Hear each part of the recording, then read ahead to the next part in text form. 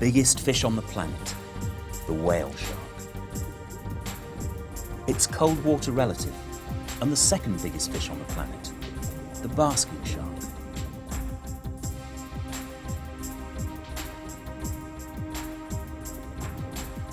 And the great white, the ultimate ocean predator.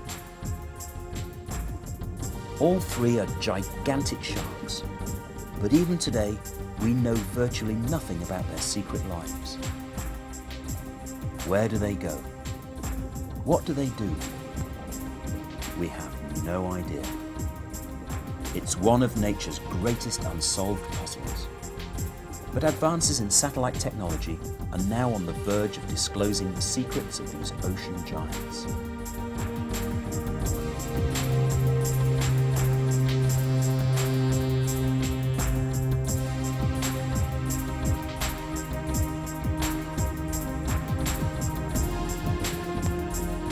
At opposite ends of the planet, small groups of scientists are using the most modern of satellite technology to uncover the secrets of these great sharks, and with intriguing results. In Cornwall, UK, Dr. David Sims from the Marine Biological Association based in Plymouth is investigating the intriguing secret life of the basking shark.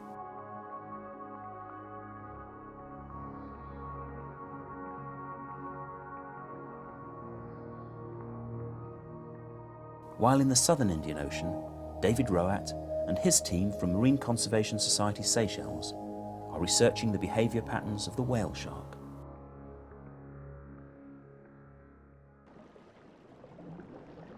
Today, almost 2,000 animals, including sharks, fish, seals, whales, birds, turtles, and even squid, are currently roaming the planet's oceans, transmitting data to scientists.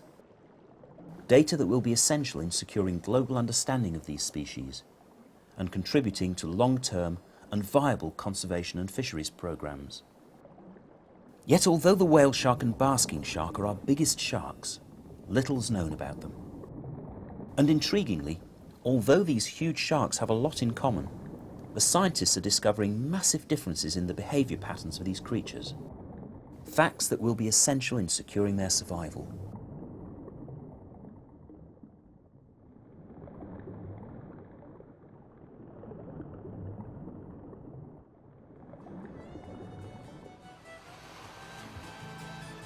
Seychelles, luxury tourist paradise, and one of the best places to encounter the planet's greatest shark. Seychelles is made up of over 100 islands, scattered over 1.25 million square kilometres of the southern Indian Ocean. In this vast expanse of sea, the fish life is prolific. In the rich, shallower waters of the Seychelles bank, huge schools of fish hang over pristine coral gardens. Walls vibrant with small, colourful fish plunge from the sunlit shallows down to the deep.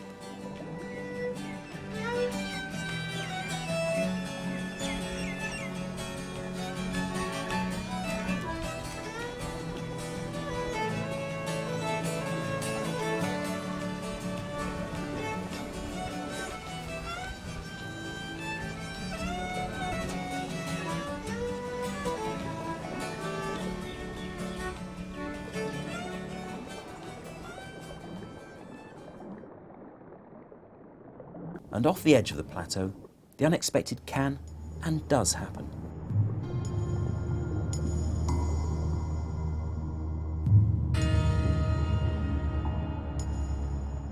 This turtle had a lucky escape from the powerful jaws of a huge prehistoric grouper. The grouper is over 2 meters long and would have had little trouble making a snack from the turtle had it been a moment slower.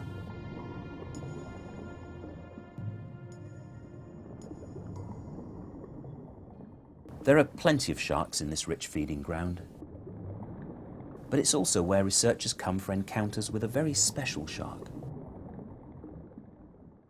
At certain times every year, the planet's greatest fish, the whale shark, arrives in the warm, clear waters of the islands. It's the biggest fish in the world. Heavier than a bus, longer than a truck. But until now, no one has known where they came from, where they go, or even why they arrive here so predictably at the same time and in such numbers each and every year. But giant sharks are not only found in warm tropical waters. The rugged coast of Cornwall in the southwest of Britain, the cold seas of the North Atlantic. Despite the inhospitable appearance of the ocean surface, the seafloor contains colourful, curious and varied life forms.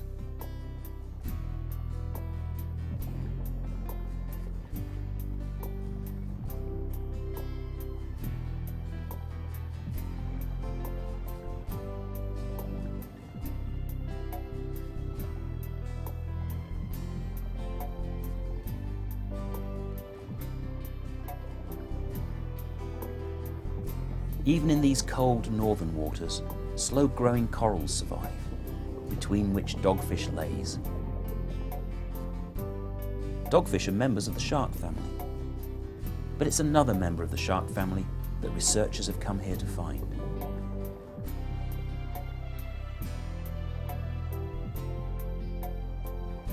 A world away from the clear, warm waters of the tropics, this is an ocean of rock and kelp.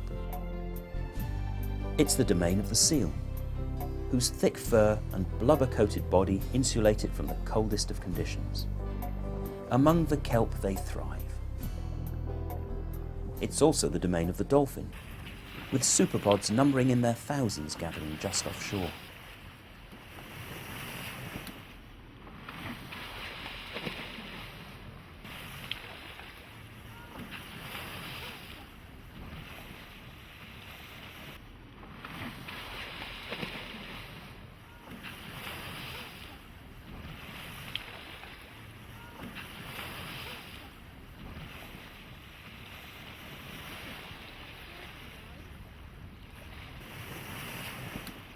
Some of the planet's greatest whales still pass by this rocky outcrop of land, following their ancient migration routes. This pod of dolphins are travelling in company with a fin whale, the world's second biggest.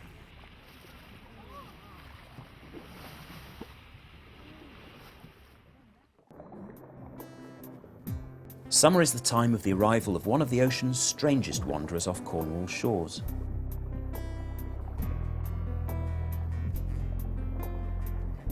Every spring, there are massive plankton blooms off the East Atlantic coast. Plankton is a term that covers from the tiniest of creatures, invisible to the human eye, up to jellyfish that can grow as large as a metre in diameter.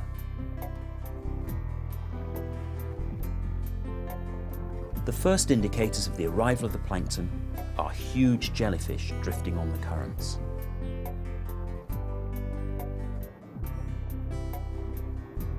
And jellyfish are the favourite food of the sunfish.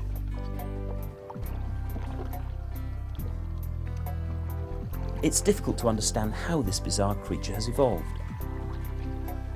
Its round body has none of the streamlined shape of most fish.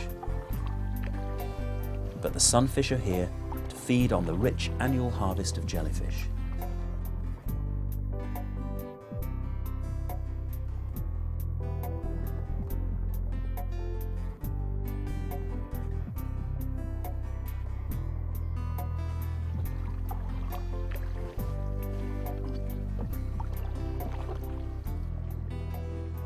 And when the jellyfish and sunfish have arrived, the basking sharks start to be sighted.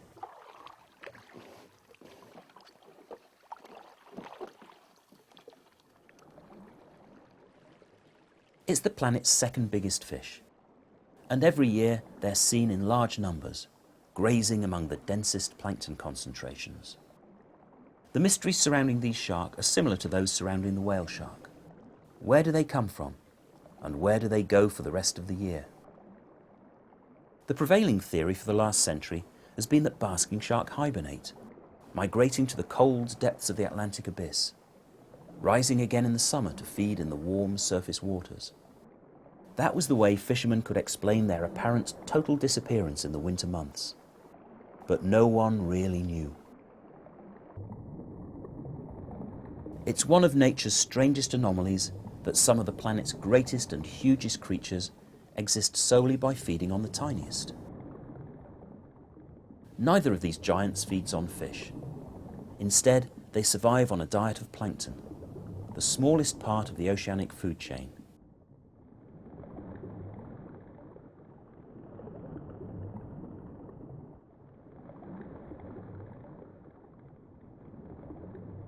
The plankton is a nutritious soup of tiny living creatures, both animal and plant, constantly feeding on one another.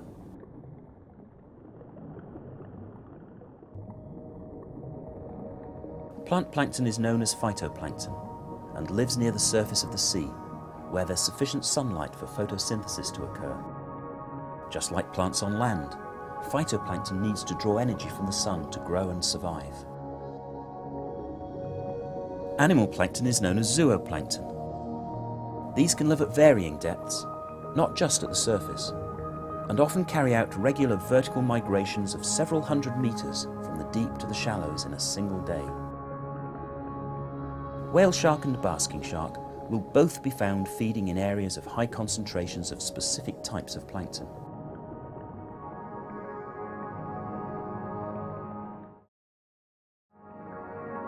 The shark's gill rakers filter the plankton from the sea like a sieve, and the remaining water is washed out through the fish's gills. A full-grown adult whale shark, when feeding, can filter 1.5 million litres of seawater every hour. That's the equivalent of an Olympic-sized swimming pool.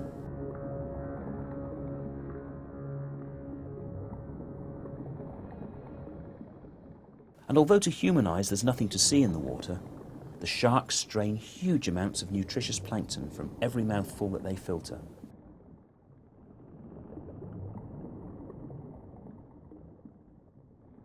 So, do these ocean wanderers have anything more than their basic diet in common? Or do they have very differing lifestyles? Both sharks seem to appear regularly each year in certain locations.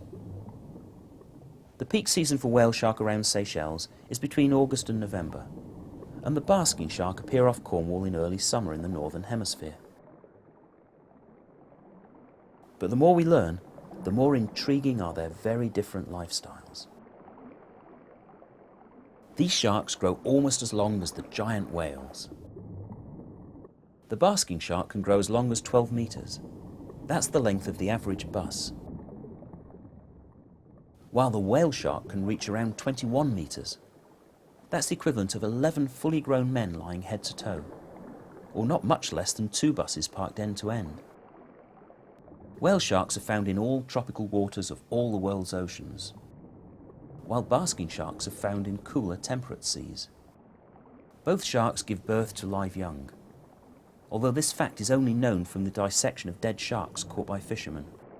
An 11-meter shark, harpooned off Taiwan, was found to have 300 fetuses in its uterus. But no human has ever witnessed either species giving birth in the wild. You'd think that we would know a great deal about these massive creatures. After all, they shouldn't be difficult to spot. Or are they? It's one thing to encounter them when the conditions are perfect.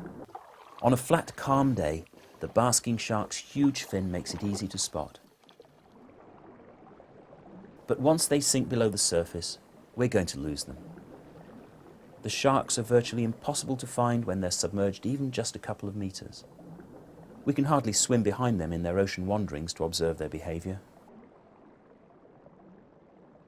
And then there's the weather to factor in. The North Atlantic is lashed by gales for many months of the year. So there's absolutely no chance of spotting them, let alone tracking them, during the winter storms. So for many years we've only known what these sharks were doing when they're at the surface in perfect weather. What happens for the other 99% of their lives has been a total mystery. In both Seychelles and Cornwall, huge shark appeared at specific times of year and disappeared just as mysteriously, to who knew where.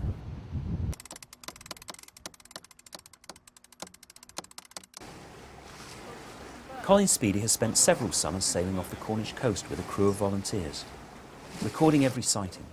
photographing the sharks and comparing fin shapes and distinctive markings against records from previous years. Until recently, this was the only way of assessing shark populations and whether the same shark were returning year after year. Interesting here is that we've got quite a variety of different fin shapes. We've got some injuries as well, and we've even got pigmentation. That was very obvious when we saw it. We got a good look at it, and that's the same animal close up.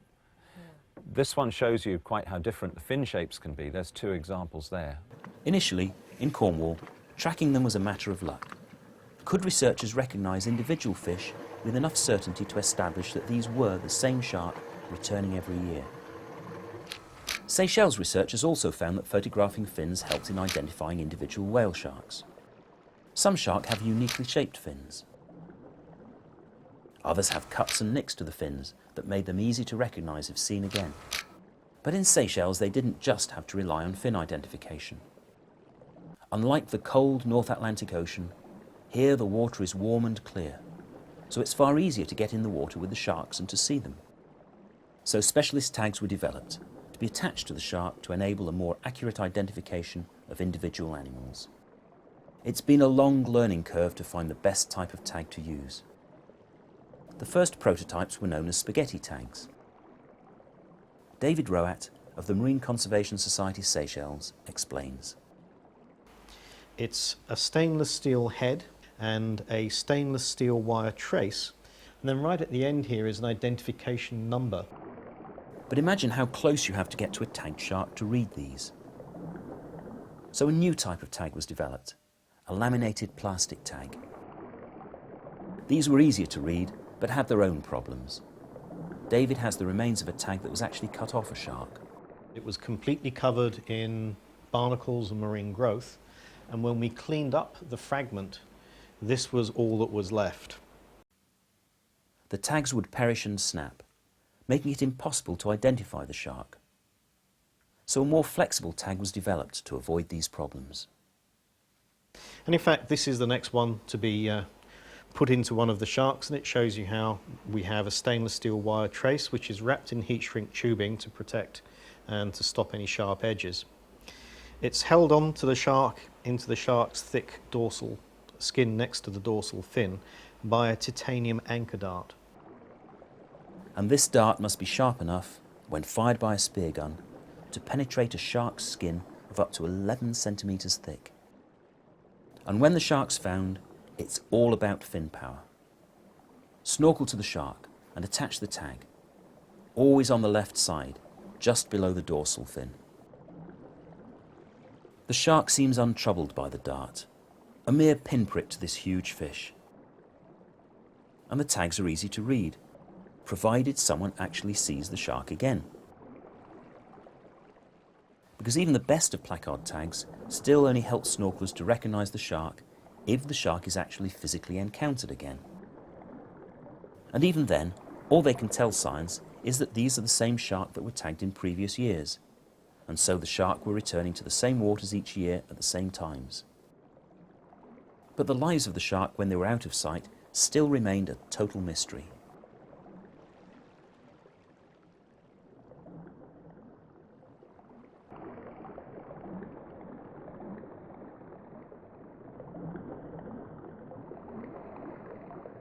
To attach the tag, you've first got to find your shark. And in Seychelles, they use what initially seems the unlikeliest of tools for finding a fish, a microlight aircraft.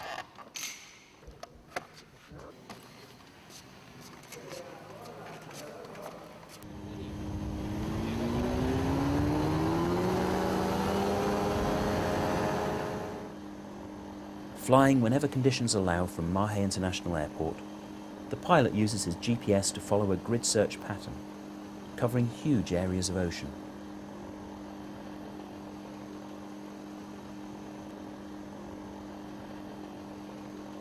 What at first appears from the air to be a shark turns out to be a school of fish close to the surface. Every observation is recorded, even though it's not so easy writing with one hand and flying a microlight with the other.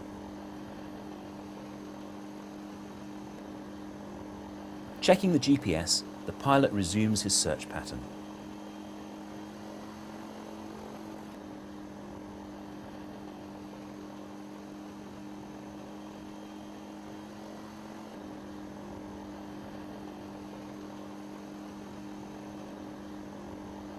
And then below, a whale shark feeding at the surface.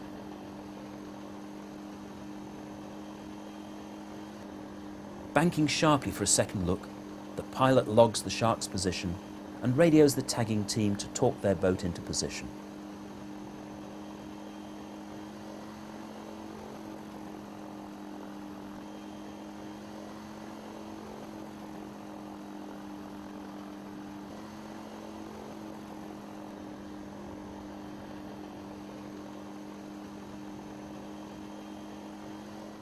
The team's first mission is to check whether the shark is already tagged, and if not, then to attach one of the current year's quota of tags.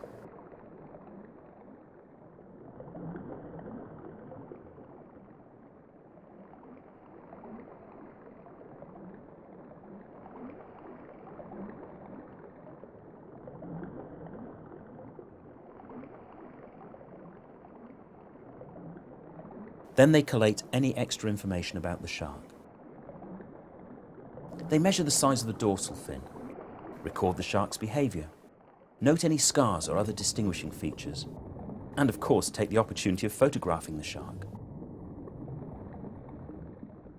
One of the snorkelers will also dive below it to check its sex, which has produced intriguing information. These observations have shown that almost 90% of the sharks spotted in Seychelles are males, and none much bigger than 7 metres in length. So these are young adults that have obviously come inshore to feed rather than to mate. But why the young males here so close inshore? Yet the larger adults and females remain far offshore during these annual aggregations. It's another mystery to which we don't yet know the answer. Whale shark are about 1 metre long when born and grow at around 1 metre every year for the first 4 years of their lives. Big though they are, they still have predators. A juvenile specimen was found in the stomach of a blue shark, and another was found in the gut contents of a blue marlin. After 4 years, the growth rate slows to around 25 centimetres per year. The biggest whale shark ever caught was 18 metres long, weighed 34 tonnes, and was estimated to be 100 years old.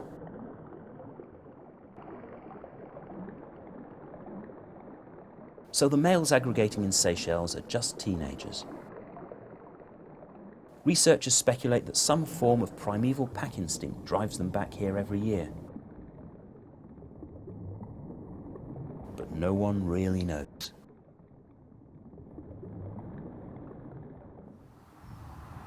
Satellite navigation has become common in our lives. But a wholly unexpected spin-off from the technological advances in this field has been its use in shark research. The increasing accessibility of satellite communications, linked with email, has revolutionized research into these ocean giants and opened a window through which scientists can peer to uncover the secret lives of the planet's 2 greatest fish. A brand new generation of satellite tags has been developed, which can record data for as long as they remain attached to the shark.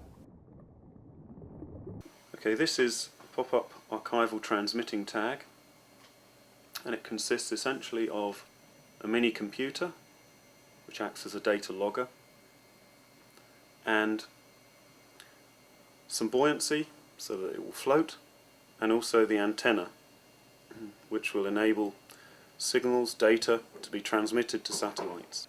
The 3 sensors: depth, light and temperature. After a preset period, an electrical discharge melts the copper wire holding them to the shark, and they float to the surface, transmitting their data to satellites passing overhead, and so onto the scientists. The scientist actually receives this in email format, a whole stream of encrypted data that they must decipher and analyse to extract from it information telling them where the shark's been, how deep it's dived, and a host of other factors that build into the jigsaw puzzle of the shark's life.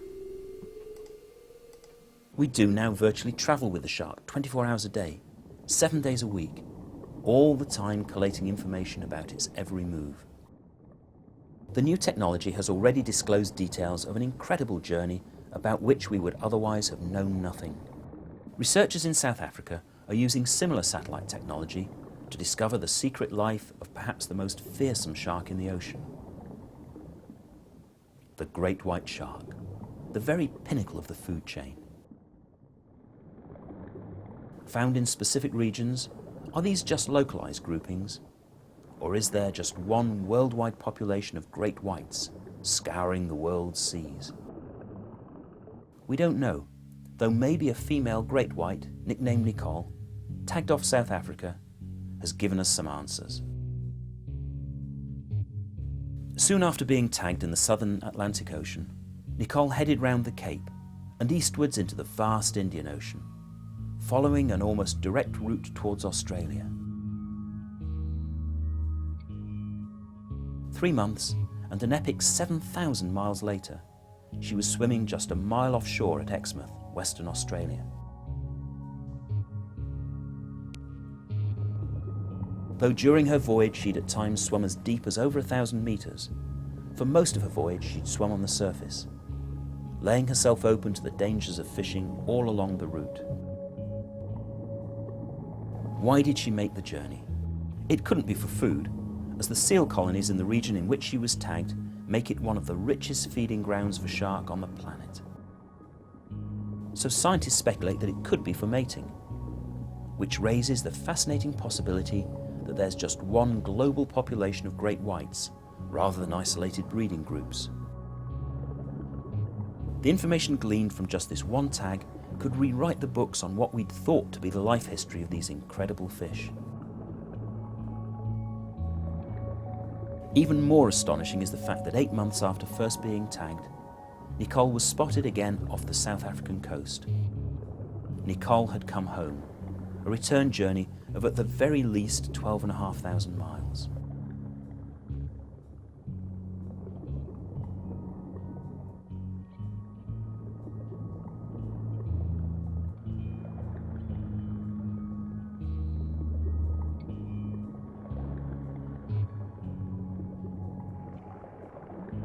This new technology is already paying dividends in other research. A tagged bluefin tuna, nicknamed Terry, has been recorded as crossing the Pacific all the way from the California coast to Japan. But Terry's story doesn't end there. The tuna actually carried out a further 2 trans-Pacific crossings, and in a period of 20 months crossed and recrossed the Pacific 3 times. An awesome journey of at least 25,000 miles. The equivalent of a complete circumnavigation of the planet. Dr. David Sims from Plymouth's Marine Biological Association has been quick to realise the potential of this new technology. In the North Atlantic, snorkelling with a shark as part of a scientific survey isn't really an option due to the water temperature and visibility. So placard tags have not played a part in the basking shark research, as you just wouldn't be able to read them. Until the new satellite tags were developed, the research was restricted to studies of fin identification, such as Colin Speedy's project. Early summer on the North Cornish coast, and David Sims' web of contacts has told him where the shark are to be found.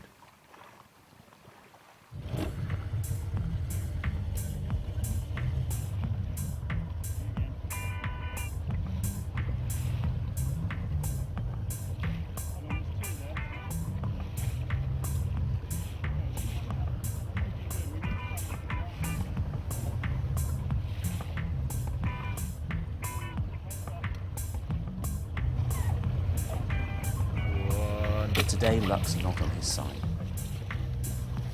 The dart doesn't penetrate deeply enough into the shark's skin, and the tag is left floating free while the shark swims on below the boat. It's a new type of harpoon which has actually got a sample, a biopsy corer. Oh, right. So it's gone in, but unfortunately the tag got left behind. The actual arrowhead got left behind, didn't penetrate hard enough.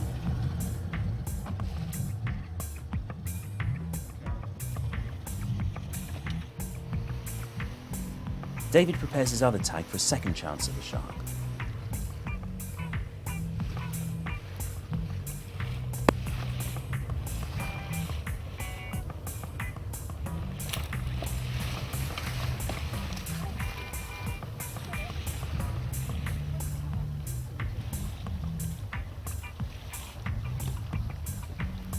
But again, luck's not with him, and the tag floats free of the shark. That's really unusual that that's not going in.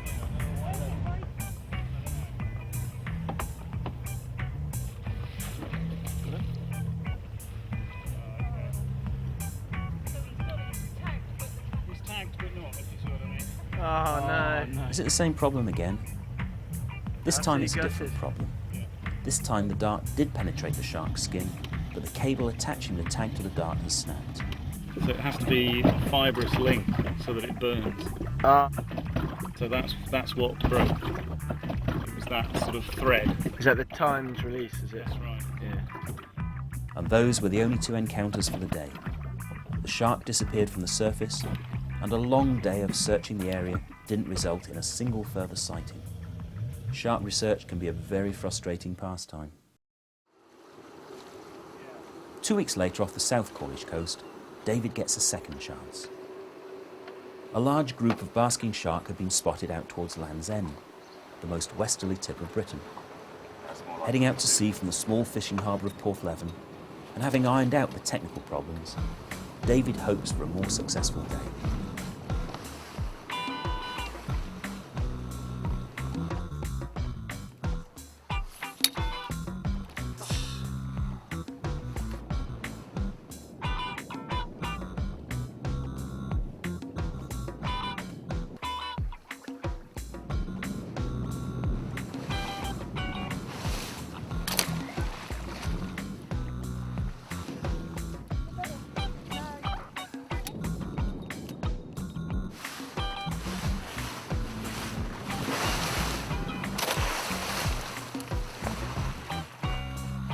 Luck's with him.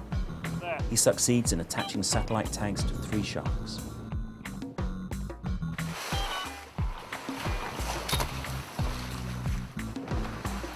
Yes, got it.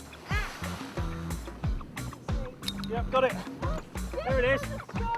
Yeah, you can see the tag there, the white.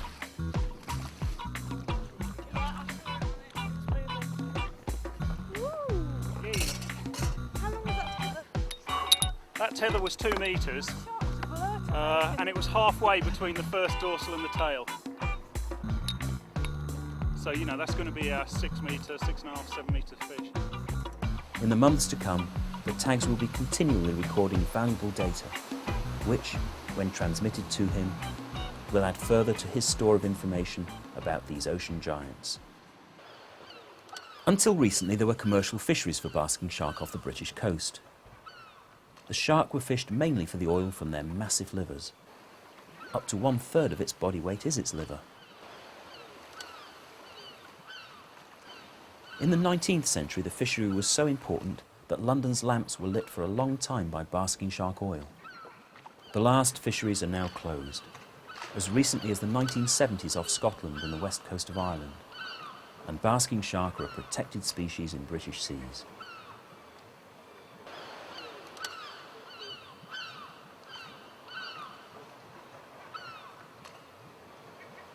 But despite that protection, basking sharks still face many hazards in their wanderings, as Cornish diver Jonathan Smith discovered.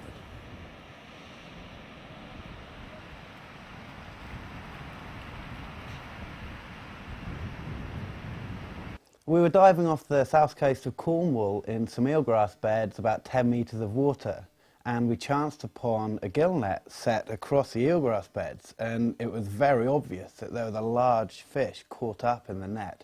The closer we got, we knew it could only be a basking shark because of her size, but it was completely entangled on the net and it wasn't moving at all, so we assumed that she was dead. But the closer we got, we could see that her eyes were actually twitching and her gills were bellowing, and we thought, whoa, she's still alive, perhaps we can actually do something here and save her. So we started cutting her out, and the more we cut out, the more she would move, but she was completely entangled in the net. The rope was round her tail, the monofilament net, which is like cheese wire really, was cutting right into her body. And we'd cut more, and she would move a bit more, which was quite intimidating because even though she's a basking shark, she's still a really big fish. And the more we cut away, the more she would move, until when we'd cut her all away, she'd twisted over, lying on her back, on her dorsal fin, and she'd stop moving apart from opening and closing her mouth as if she was trying to push water across her gills to get oxygen in her body, but still the body wasn't moving. And we grabbed hold of her pectoral fin and pushed her over onto her front, where within 30 seconds or a minute she kicked, swam around under the net and then off into the blue. When she swam off into the blue, that was probably one of the most amazing feelings I've ever had in my life, I think.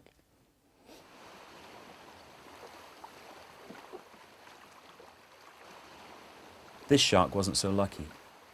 It got tangled in the ropes linking a string of crab pots.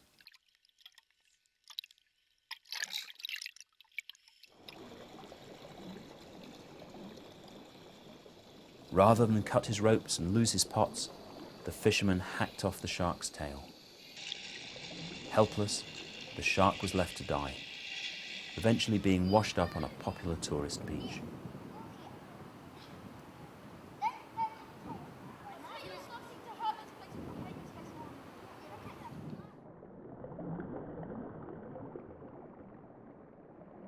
The long-running myth has been that in winter, basking sharks sink to the cold ocean depths, where their metabolism slows right down and they go into a sort of undersea hibernation. Where the sharks disappeared to in the winter was one of the greatest mysteries about basking shark that David Sims had set out to answer. And his research has totally dispelled this old fisherman's tale. And we've been able to show that basking sharks are active during the winter. They don't go off the shelf edge and into deep water. They don't sit on the seabed inactive. They're active throughout the winter, and they actually occur quite close to the UK coast. We've had some sharks spend December and January not 50 kilometres from the north of Cornwall. So clearly the sharks aren't necessarily migrating like a bird, you know, a migration which is a population level movement from A to B. They're actually ranging around the continental shelf, searching for those areas of plankton. So, not only has he dispelled the myth of the sharks hibernating throughout the winter, his discovery that the basking shark remained close to the shores of the British Isles all year round, rarely leaving the continental shelf, have excited scientists around the world. And even more interesting is the fact that these findings contrast starkly with the massive and apparently random journeys carried out by a whale shark when they eventually leave Seychelles waters. David Ryatt and his team were also quick to seize on the new technology and have been attaching satellite tags to sharks as part of their research. And the emails that the Seychelles team have received from their tagged whale shark portray a very different lifestyle to that of the basking shark. After aggregating every year in Seychelles waters, they scatter in every direction, for reasons that science has yet to decipher. The shark are clearly creatures of habit.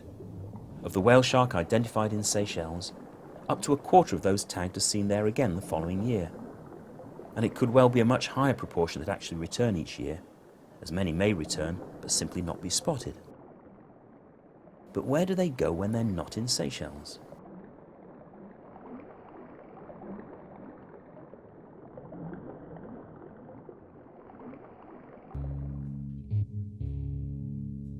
Of the first 3 shark tagged, the first headed west to Kenya, then north along the African coast to Somalia, where it circled for about 3 weeks. The second headed southwest, ending up on the East African coast near Zanzibar. While the third, tagged only 30 minutes after the second and less than 500 metres away, headed due north, surfacing 3 weeks later 3,000 kilometres away off Sri Lanka, then 7 weeks later surfacing again off Thailand.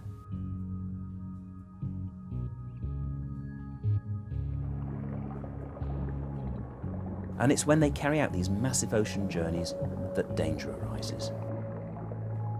Because though whale shark are protected in Seychelles waters, they're unprotected in other countries where they roam. And whale sharks swimming at the surface are easy and valuable prizes.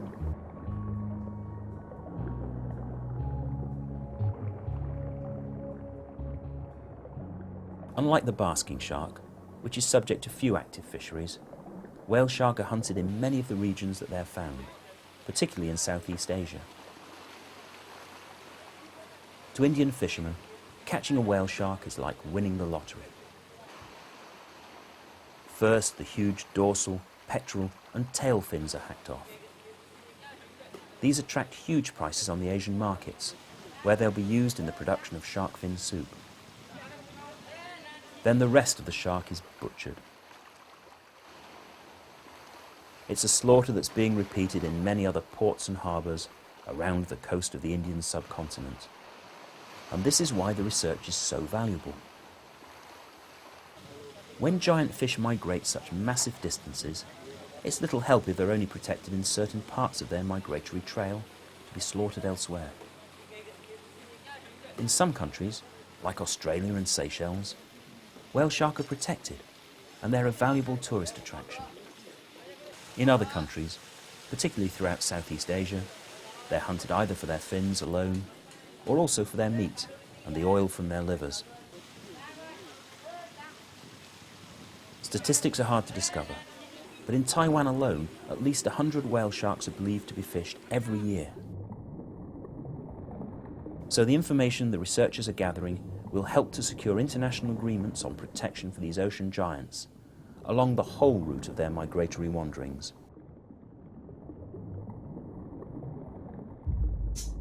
Basking shark also carry out incredible journeys, only theirs are journeys into the abyss.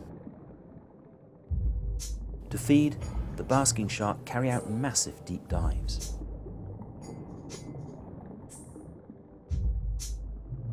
In terms of the vertical distances covered, they're the champion divers in the shark world, sometimes plunging over 1,000 meters off the edge of the continental shelf to bisect the plankton layers when concentrations are sparse in the upper levels of the ocean.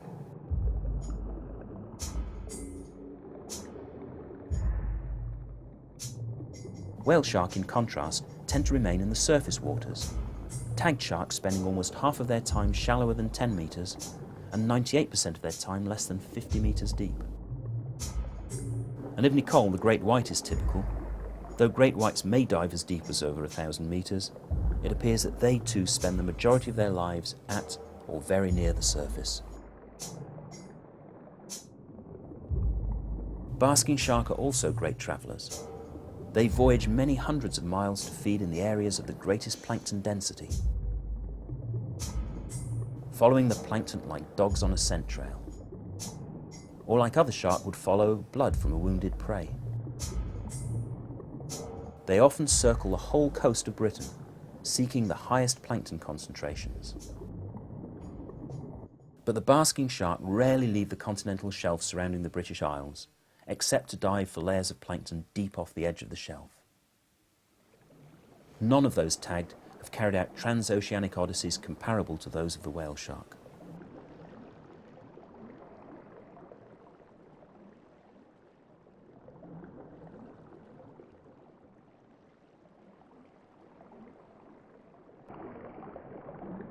So what's been learnt so far?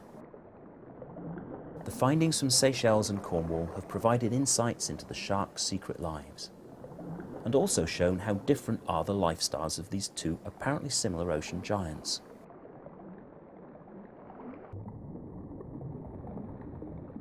We've discovered that the basking shark don't hibernate, remaining active all through the winter, never stray far from the continental shelf,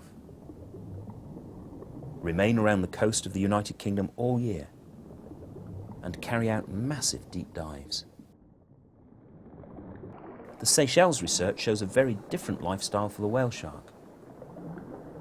The shark in Seychelles every year are almost all young males. These shark carry out massive and apparently random ocean voyages. Yet the same shark return to Seychelles year after year. And unlike the deep diving baskers, the whale sharks spend almost their entire life in the warm ocean shallows. Meanwhile, thanks to satellite technology, the research in South Africa has produced convincing evidence that there is just one worldwide family of great white sharks. But there are still so many questions unanswered. For example, this behaviour of one shark following close behind the other is classic courtship behaviour in basking sharks.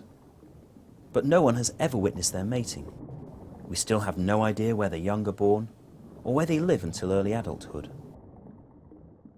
There is still so much for us to learn about the secret lives of these ocean giants. And it may be that the technology behind an everyday item owned and used by most of us, the mobile phone, may help to provide the answers. We've been using satellite-linked data logging tags to track the movements of behaviour of basking sharks. But one big limitation of this technology is that the data comes in very small packages because the satellite only has a certain amount of time where the particular wavelength is available. The satellite is overpassing the tag, so of course the data has to be transmitted in that period of time. And so what that means is that we can get summary data, which is sort of data which is in a format where it lacks the high resolution of movements. Now the idea with this tag is rather than relaying the data via satellites, we can relay the data in a constant stream via the mobile phone network. Just as two people would talk on mobile telephones, so our tag can download data or talk to the base station at the laboratory.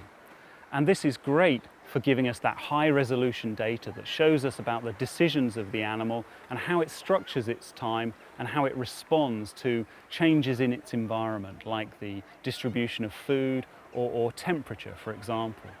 So these mobile phone tags are a real advance. No one has any clear idea how many basking shark, whale shark, or great whites still survive in our oceans. But scientists all agree that the numbers are declining and their populations are threatened. Whale shark may live for 150 years, but only reach sexual maturity at around 30 years old. So a large proportion of the sharks taken by fishermen have not yet reached sexual maturity. And no species can survive if its young don't get the chance to reproduce. There is still so much that we don't know about the giant sharks. Where do they mate? Where do they give birth? Where are they young? What do they do for the greater part of the year when they're not at the surface? So many mysteries still to be solved. And yet the numbers of whale shark, great whites and basking shark is declining every year. So many questions still to be answered, and so little time.